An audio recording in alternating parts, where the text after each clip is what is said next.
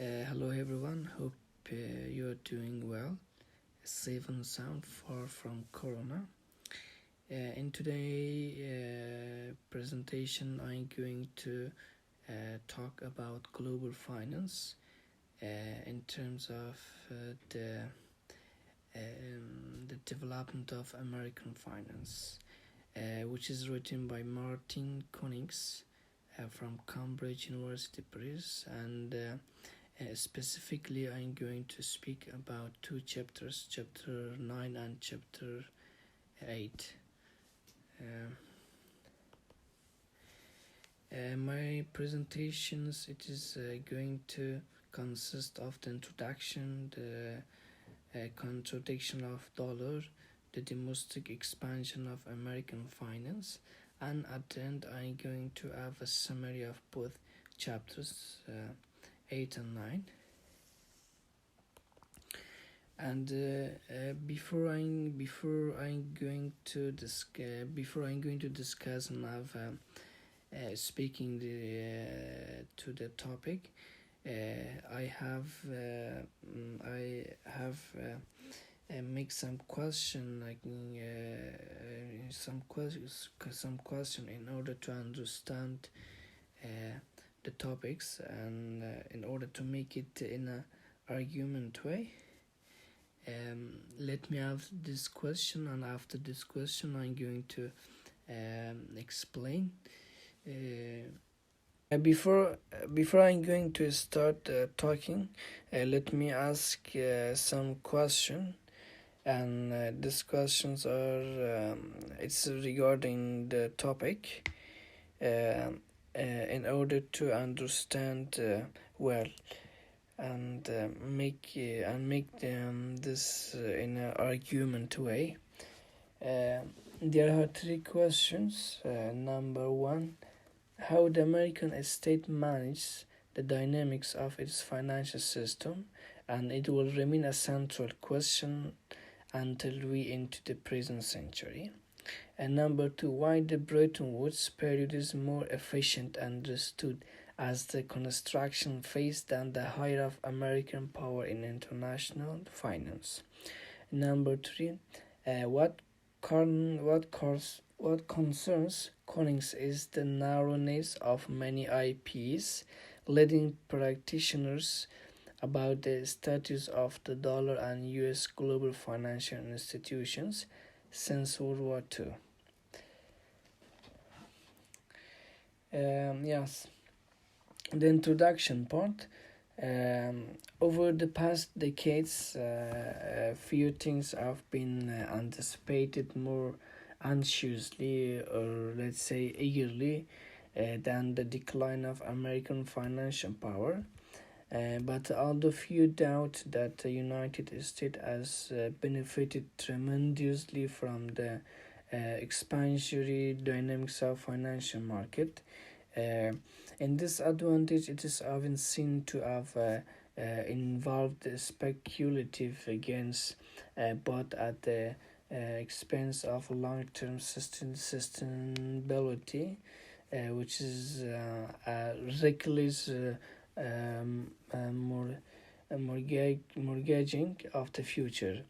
The American financial is seen to be hugely inflated and not supported by economic fundamentals, and forever in danger of the collapsing and being more inflated, and so on.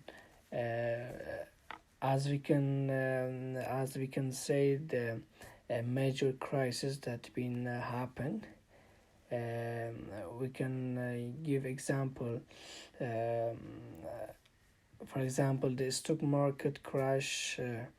The stock market crash of 1987, which was in the end of the Bretton Woods system, and the bursting of the internet bubble. It's at the turn of the century, and also the crisis of 2007, it could be, which the commentators they are raising to announce that the days of the American hegemony in the global finance are now are rarely numbered.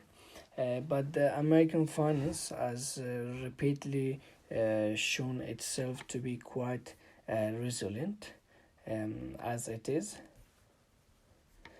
And also the fact that these predictions of imminent decline or collapse have been made through time and again over the past decades should lead us to approach some claims with a certain degree of caution.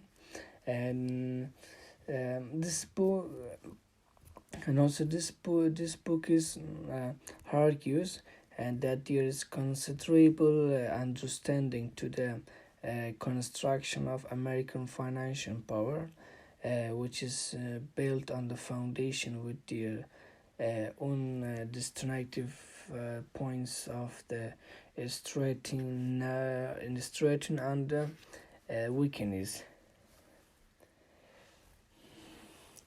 And also the American financial actors have built up capacities and that they will be able to wield for the decades to come and for the decades to come, and they are managing how the American state is manage the dynamics of its financial system and how will be remain this. And also there's a question that how this American state manage this financial system and will be remain a central question until we in the present century. Yes, for this argument, which they have been argued in this book, we are going to study deeper and have a look in deeper. We will talk more about the market, about the state, and about the power. Let me start by this title. And the perceived threat to America's hegemonic position during the 1970s, which is the Bretton Woods era, was one of the founding concerns of the field of international political economy. So, in this approach that they emerged and took place, the Bretton Woods eras, from the end of World War II, it is representing the high point of American power. In this perspective, during the interwar period, America's isolations are take the responsibility of the hegemony, and the hegemony had been responsible for the global economic breakdown. After World War II, the United States committed itself to ensuring the stable reproduction of international market economy by embedding it in the regulatory institutions. The rise of economic globalization trends was seen to upset at the parameter of its order of embedding liberalism, and so on its erode United States financial power. The second is about the perceiving North America's growing balance of payment deficit, but it's also consistent of ability to attract capital finance. And from the recent IP perspective, it began to question strongly and claim about the decline of American power, and they criticized the tendency in the orthodox IP to reduce the political power to policies of the official state, and they pay insufficient attention to this socioeconomic sources. Um, yeah, the notion of structural power was introduced. Yeah, the notion of structural power was to introduce draw attention to the fact that control and operate in more indirect ways, um, which is influencing the institutional conditions and the actors that make this decision. This concept is provide the theoretical basis for the revised interpretation of the relationship between financial globalization and the American state. And also it is the emergence of the global finance, uh, which is responsible for the themes of United States dominated and embedded the liberal of Bretton Woods institutions, and also it's laid the basis for a more structural form of United States of America power. Mm,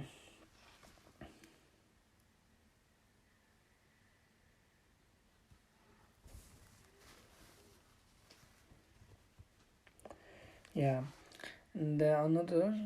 Um, the analysis of American finance has remained centrally organized around the idea of transition of for the embedding liberalism to the disembedding tendency and to be seen a characteristic of the era of neoliberalism and globalization.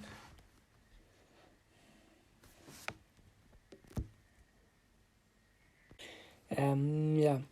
The contradictions of the dollar. Yeah, what does contradictions mean? As I Google it this and I have written this sentences. It is I have written it's my sentence.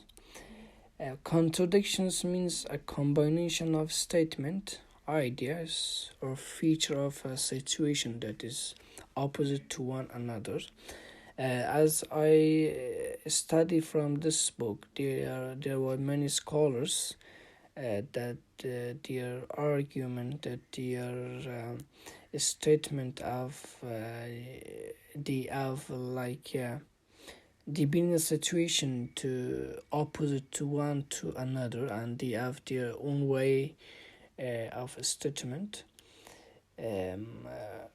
For example, the Bretton Woods systems and Nixon administration, that how they shifted this policy of and changing, and I would be this policy regarding the dollars, regarding the financial system. Yeah, in this chapter, I'm going to explain all those.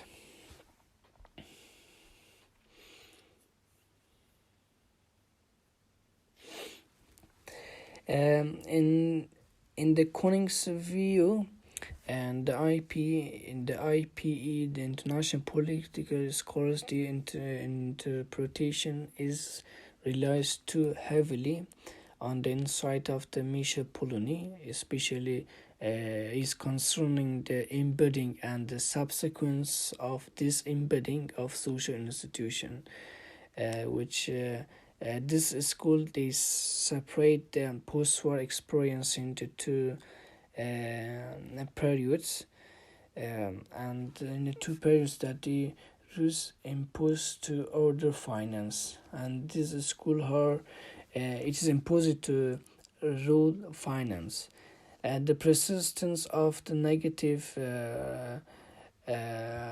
forecasts about the future of United States financial capitalism, which is expressed by many of these scholars. One of them is colonial, and what the Konings is disturbs. As I told that there's two periods, and now I'm going to clarify these two periods. the first period.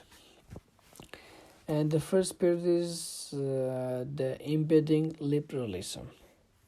The embedding liberalism, it is the principle of which had been laid down under Bretton Woods Agreement.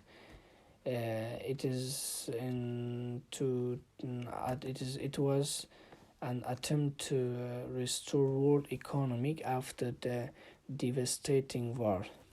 This liberal idea is create an international regime to facilitate the free flow of goods and labor, while it extending social welfare in order to achieve such objectives in the situation of the late 1980s in the Europe and in the Asia.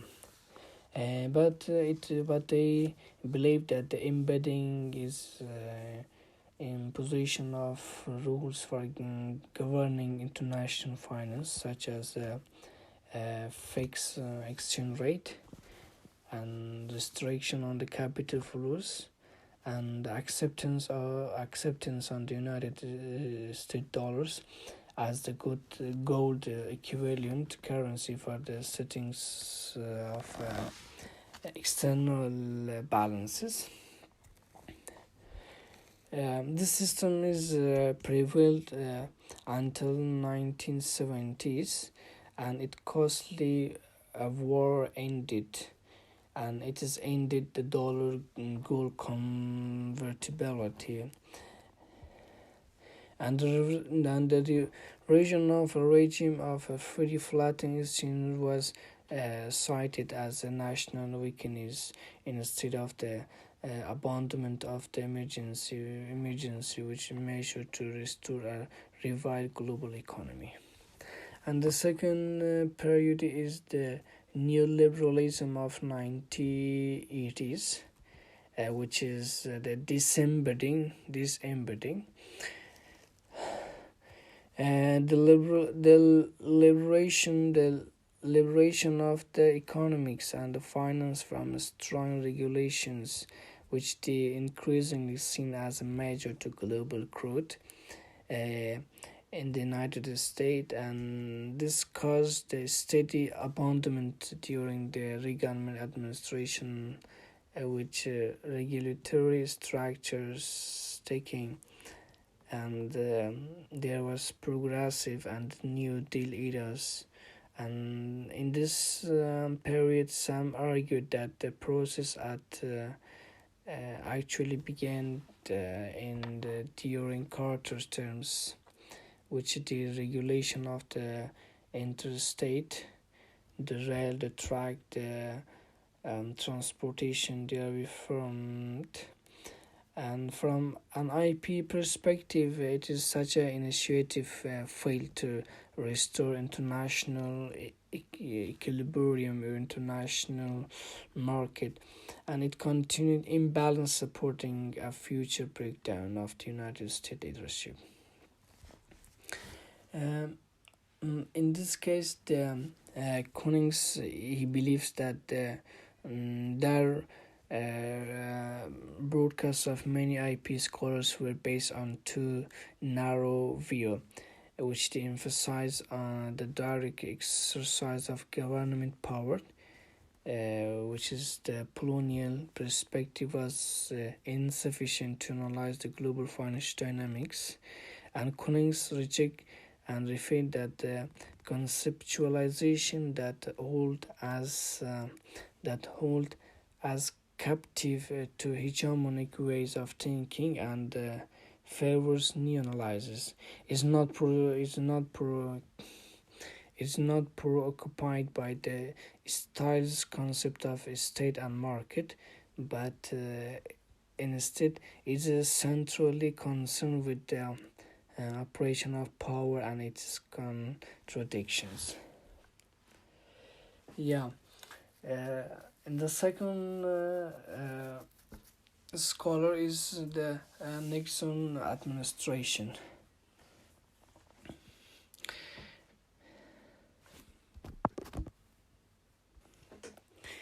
Nixon administration. The Nixon administration, it is shifted toward a policy of benign neglect.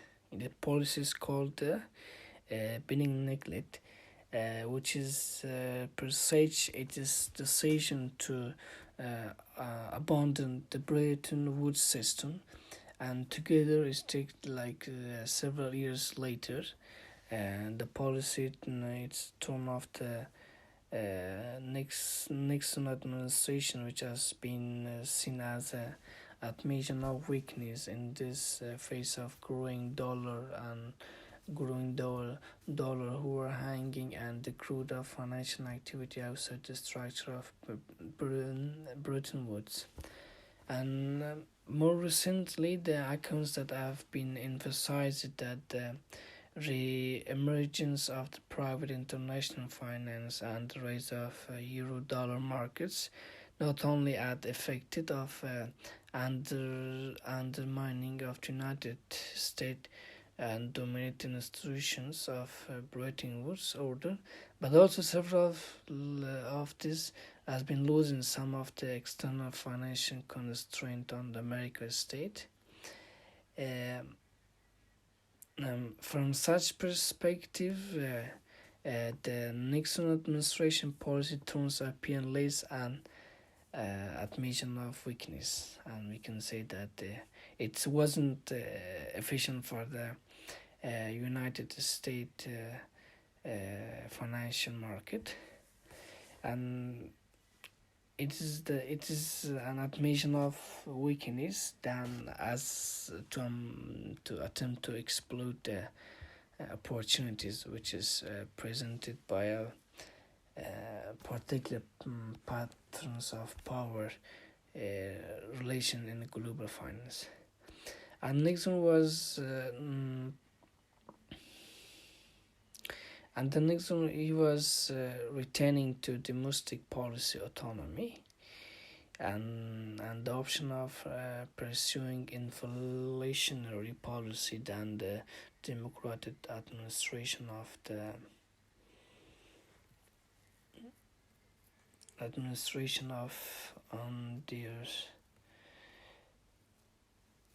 time, like.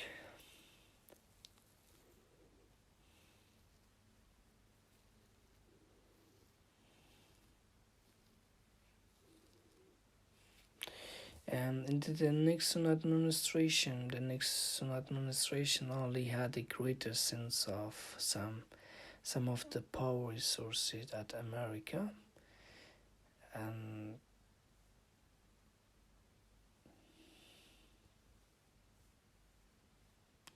like we can say if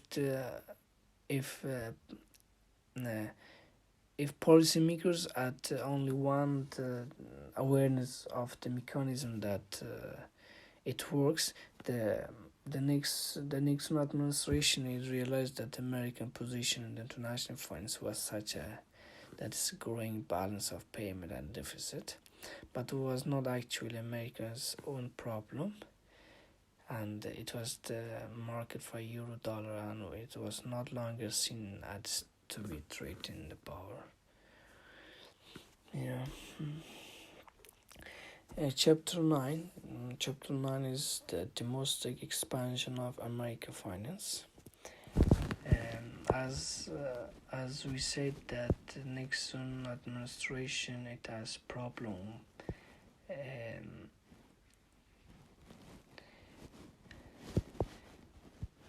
It has problem. We are and this is going for the this administration. It might be cooperative and repair for a new deal for more.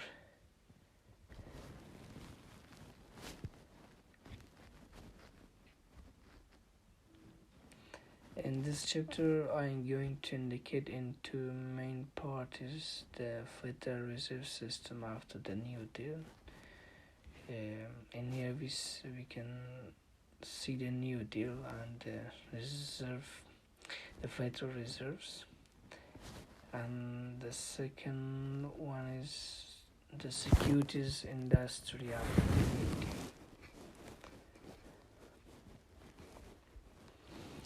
And the Federal Reserve System after the New Deal is the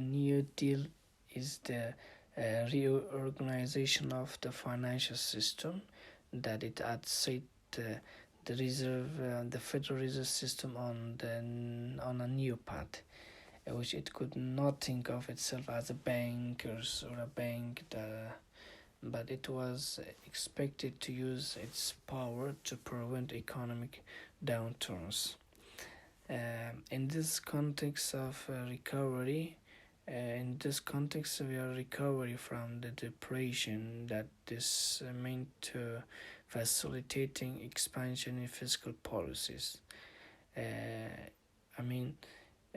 Federal Reserve System, the New Deal, it is expected to prevent the economic downturns in the context of recovery from depression that it had been in the Nixon administration, and also it is facilitating expansion in fiscal policies. And for some time, the Federal Reserve it essentially came to function as an assistant to the Treasury. And also this point due to and this was in a part due to Reserve essentially came to function as assistant to the Treasury. This was in a part of objective in more organic way, and also it has a huge blow to the money market.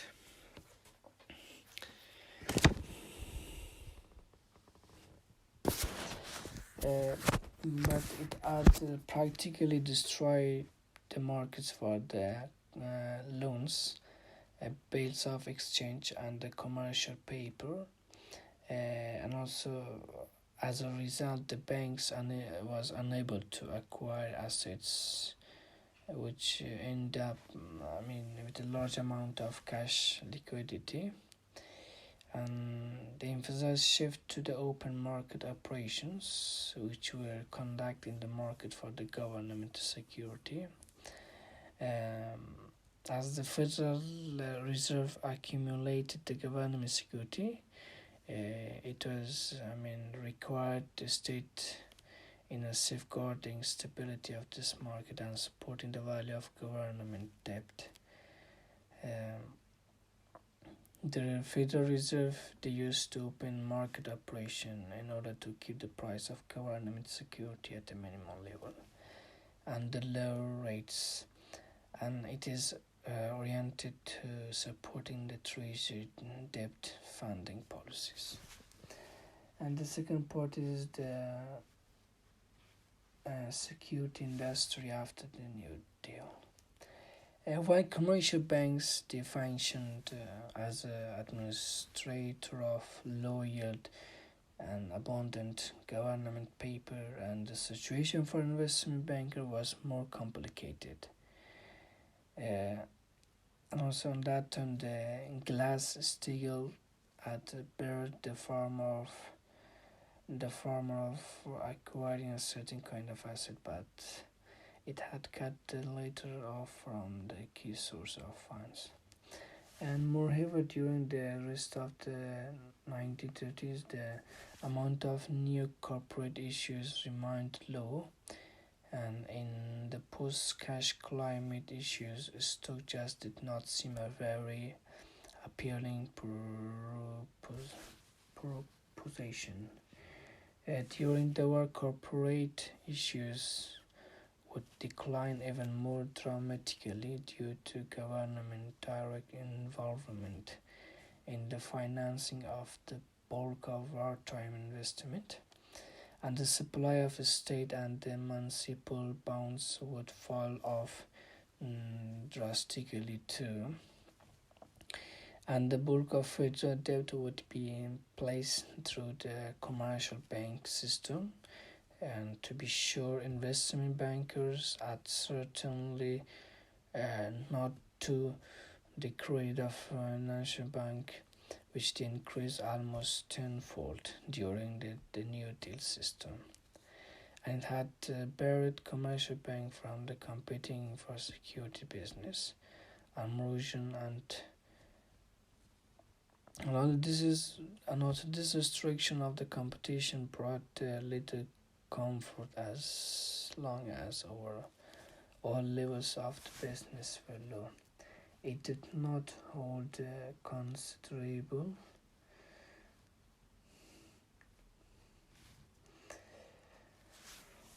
yes. Now we are coming to the end of the presentation. At the end, I have made these two summaries. This is a summary for chapter 8. For the summary, so I'm going to read from the slide. Martijn Konings, a scholar of the financial evolution of the United States from the colonial period to the present. He examined the institutional linkage that drew together the state financial organization and the social boundaries of financial, which enables Konings to challenge alternative explanation about the U.S. global experience in the contemporary era. Is particularly questioned the modern transitional in the global finance, embarrassed by the scholars of international economic. And what concerns Konings is the narrowness of many of IP's leading practitioners about the status of the dollar and the U.S. global financial institutions since World War II.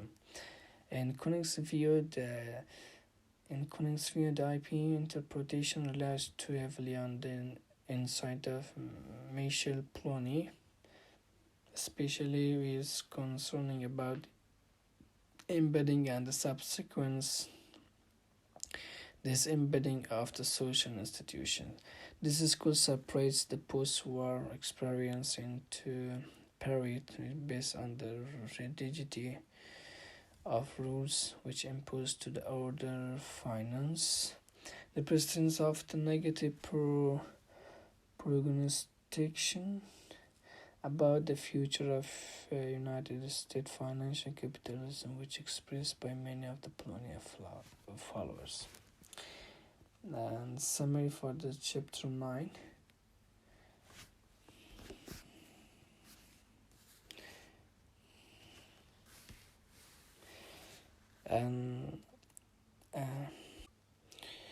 And thank you all for listening. And this is at the end of presentation.